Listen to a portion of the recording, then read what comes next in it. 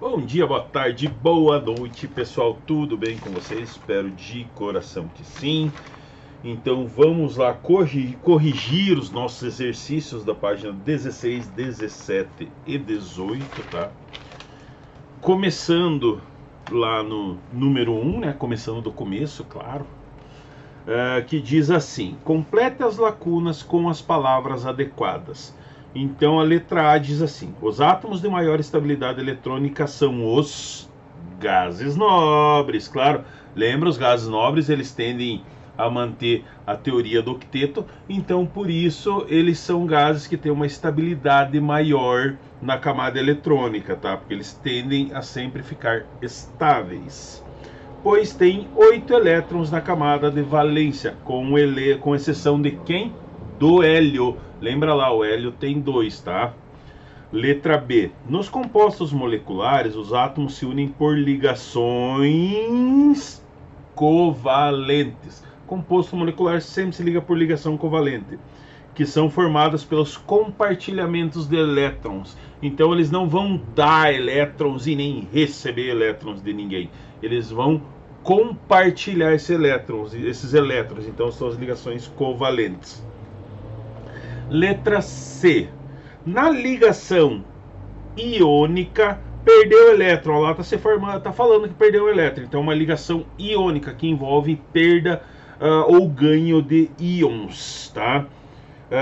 E se transforma em um cátion, enquanto quem ganha se transforma em um ânion. Quem perde se transforma num cátion, lembra lá, e quem ganha se transforma em um ânion, sempre. Letra D. Os átomos dos metais têm tendência a perder elétrons. Eles sempre têm a tendência a perder elétrons, a doar elétrons para outros átomos. E os átomos dos não metais têm tendência ao quê? A ganhar elétrons, tá? Certo? Em frente. Número 2. A fórmula N, 3 ligações N, indica que os átomos de nitrogênio estão compartilhando pares de elétrons. Eles estão compartilhando 3 pares de elétrons, estão fazendo uma ligação covalente, compartilhando elétrons, tá? Opa! Número 3. Com base no número de elétrons da camada de valência dos elementos do hidrogênio Z, oxigênio Z1, oxigênio Z8 e nitrogênio Z7, complete as informações do quadro. Eu tirei uma foto disso daí, pessoal, porque eu tentei fazer a tabela, não consegui, tá? Eu coloquei a imagem ali para vocês. Então ali ele pede a fórmula molecular do gás hidrogênio H2, a composição dele, 2 átomos de hidrogênio, a fórmula eletrônica de Lewis, lembra lá, é aquela fórmula que é formada por bolinha. Então vou ter hidrogênio, hidrogênio e as bolinhas aqui, uma bolinha aqui e uma bolinha aqui que vai fazer a ligação entre eles. Fórmula estrutural, hidrogênio, tracinho hidrogênio. Número e tipo de ligações, uma ligação simples, sem crise, sem problemas. Gás oxigênio, O2, né, fórmula molecular dele. Desculpa. Ele é formado pelo quê? 2 átomos de oxigênio. A fórmula eletrônica dele. Lembrem, pessoal, que o oxigênio ele tem 6 elétrons na sua camada de valência, né? Então eu vou ter os 6 elétrons em torno da camada e o outro oxigênio com 6 elétrons em torno, e vão fazer ligações, 2 vão fazer ligações, tá? Fórmula estrutural dele, oxigênio, 2 tracinhos, né, que monta a fórmula estrutural, e a ligação é dupla, uma ligação dupla que é feita entre eles. O gás nitrogênio, a fórmula molecular é N2, né, que ele é formado de 2 átomos de nitrogênio. A fórmula molecular de Lewis, tá? Lembrando que o nitrogênio ele vai ter o número de 5 elétrons na última camada disponíveis, né, para se ligar. Só que eles vão se ligar 3 elétrons, vão fazer as ligações com outro átomo do nitrogênio, tá? Então, quanto a isso, você tem o nitrogênio, 3 bolinhas, o nitrogênio, 3 bolinhas. Isso é a fórmula eletrônica de Lewis. A fórmula estrutural, nitrogênio, 3 tracinhos nitrogênio, e ele faz uma ligação tripla, tá? Que são os 3 nitrogênios que se ligam. Então, isso tem que ficar exemplificado. Número 4. Observe as moléculas da água, do gás carbônico e do oxigênio, respectivamente. Então ele diz assim: em relação a esta representação, indique o número de átomos, né? Então na primeira eu vou ter 3 átomos, certo? Na primeira ligação ali eu vou ter 3 átomos que se ligam na molécula de água, né? Sendo 2 hidrogênios e um oxigênio. Na segunda, do gás carbônico, eu vou ter 3 átomos também, porque é CO2, então é um carbono e 2 oxigênios que se ligam.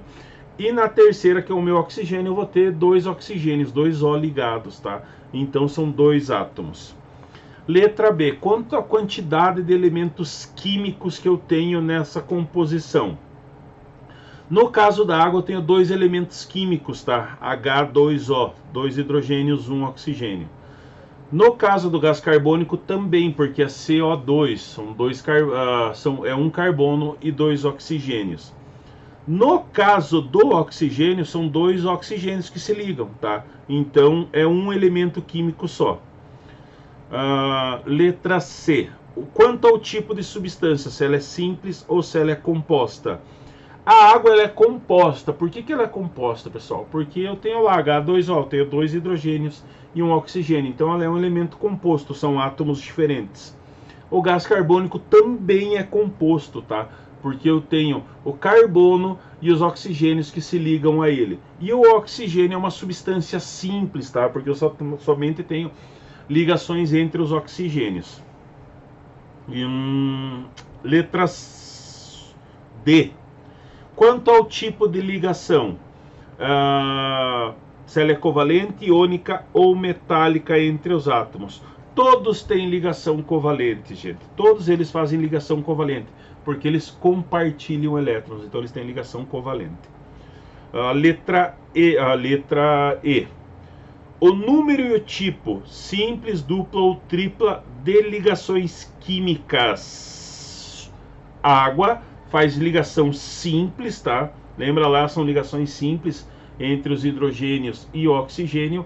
No gás carbônico eu tenho ligações duplas que são feitas, porque o carbono, como ele tem os 4 átomos lá na camada de valência, então ele tem a capacidade de fazer ligações com outros 2. Para quê? Sempre prezando a teoria do octeto, tá? Que ele tem que chegar, ele tende a chegar ao equilíbrio, então ele faz ligações duplas. E o oxigênio, quando ele se liga com outro oxigênio, ele faz uma ligação dupla também, tá? Tranquilo, pessoal? Seguindo. Número 5. Na tabela periódica, há alguns grupos de elementos químicos com tendência de doar e outros de receber elétrons.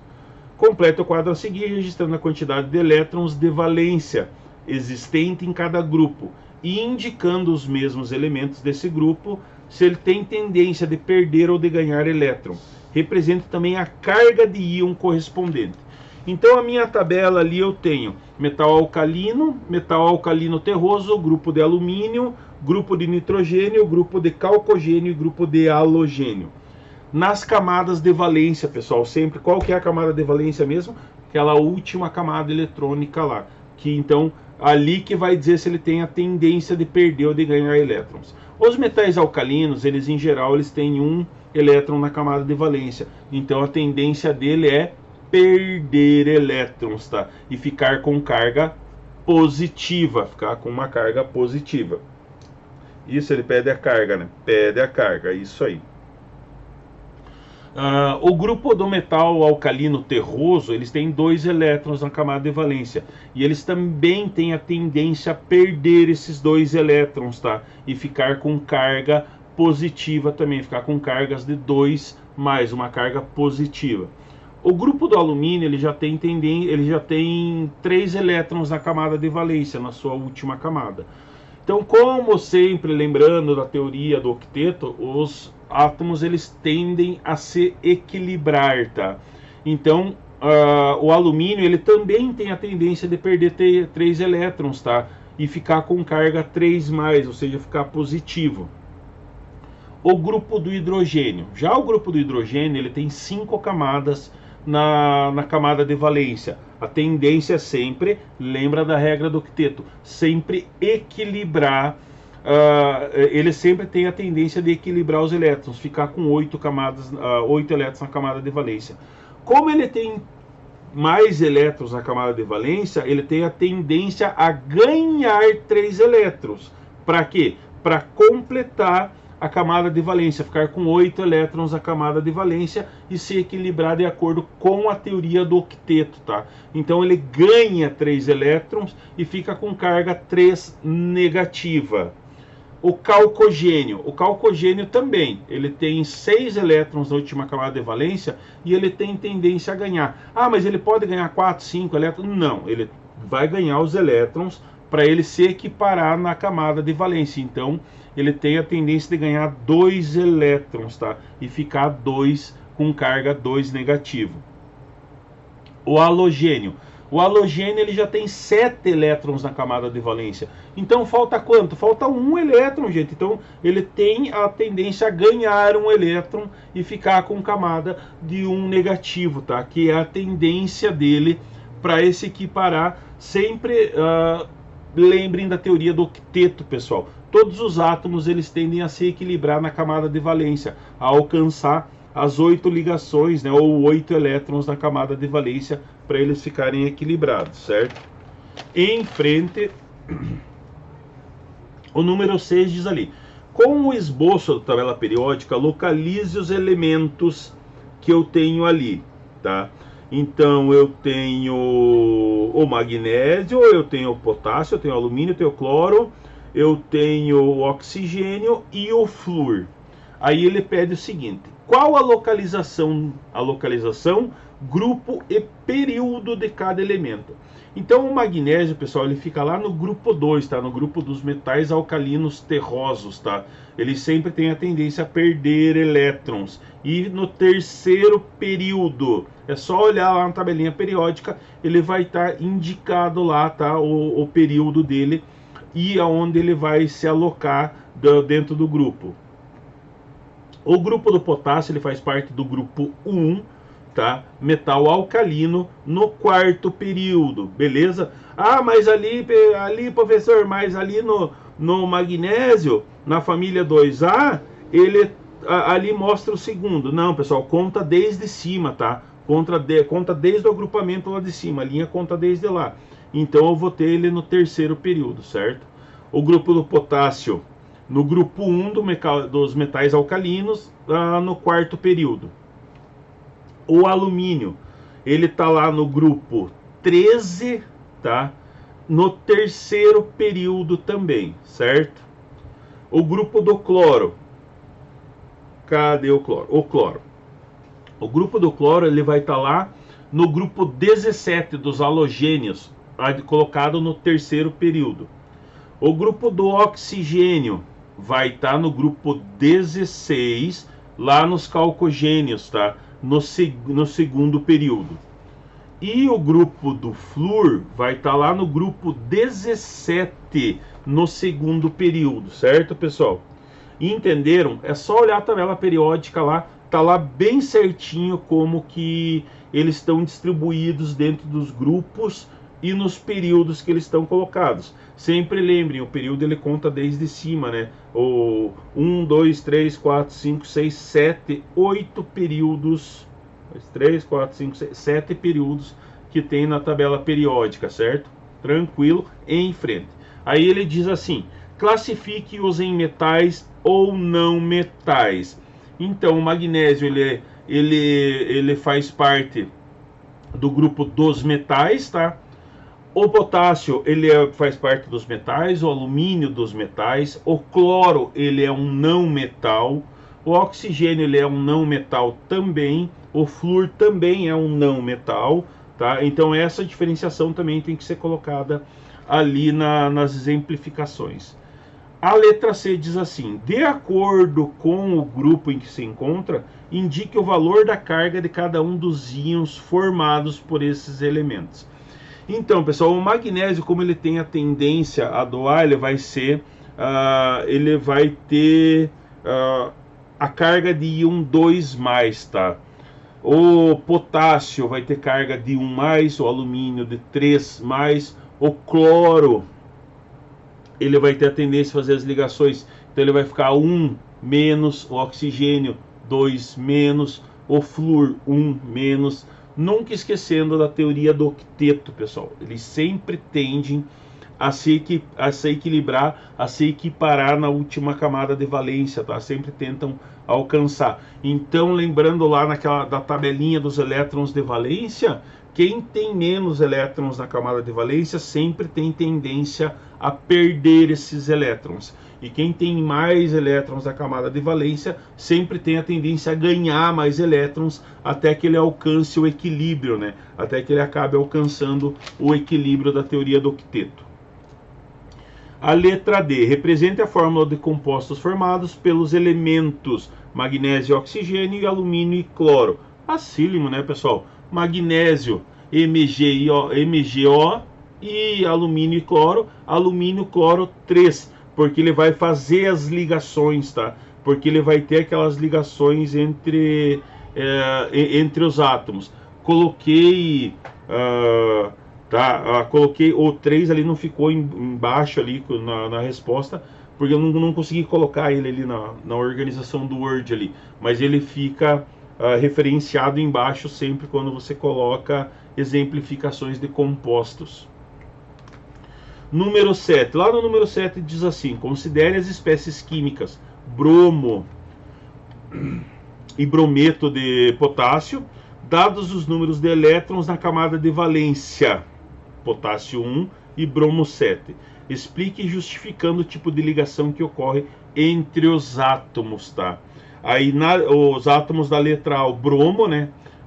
Que eu tenho ali. Então lá no bromo, pessoal, para formar o bromo ali, o bromo 2, ocorre ligação covalente, pois que o bromo ele é um ametal. Então ele vai compartilhar esses elétrons da última camada de valência. Por isso que ele fica bromo 2, da mesma forma que ocorre com o oxigênio. Como que eu exemplifico? É O2, tá? Porque eles fazem ligações covalentes para compartilhar esses elétrons, certo? Letra B, do potássio e do bromo, tá? No potássio e bromo.